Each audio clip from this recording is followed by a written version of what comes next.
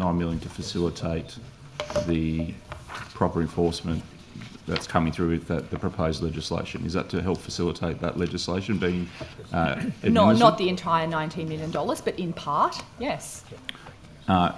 Is that additional $19.9 million being totally covered by water licensing charges and water user charges, or is there a component of that money being funded from funds elsewhere? No, my understanding is that NRA's budget is funded in the same way as part of the WAMC budget, which is IPART regulated and based on recovery from water users. How much more compliance are we going to wring out of water users for this additional money, given that it has some of the highest compliance rates in the state? When you look at a regulator, I think it's 99%, or well, overall. Mr. Barnes is shaking his head in the background. I couldn't get a clear answer from him. You can ask Mr. Barnes in the afternoon. It has a reasonably high compliance rate, so I'm curious as to how much we're going to increase that compliance rate by, and whether that's value for taxpayer dollars. That, for example, as I have indicated, compliance in relation to the non-urban metering framework is significantly lower than that.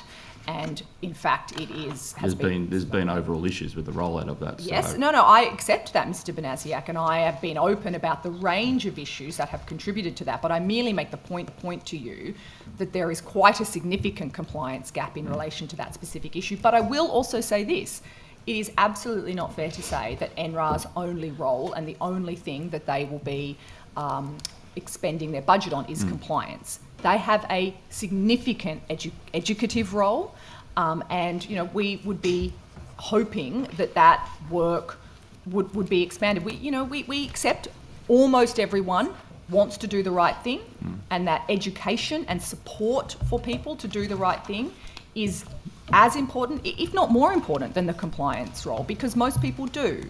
Are you able to, on notice, provide a bit of a breakdown in terms of how much of that $19.9 million would go towards education versus compliance, versus what other activities NRA will be doing? That's fine. I can take that on notice, and perhaps if you, in the afternoon, I know your time is limited, you could ask Mr. Barnes some questions directly. Sure. The community benchmarking survey, how much weighting was put on that regarding the need for more funding and expanded powers? Because I know that the survey was only a small sample of the public, and asked some fairly benign questions about, do you think water theft is an issue? And it's like, well, if you asked 100 kids whether they wanted ice cream after dinner, most of them would say yes too. So what weighting was put to that? Well, I mean, that is probably a question for IPART. I understand that those kind of community surveys are a requirement of IPART submission processes, that IPART expects organisations to ask the community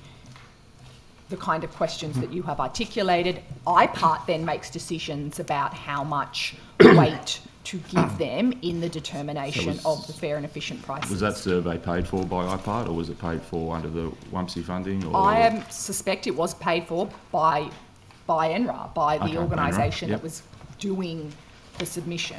Okay, thank you.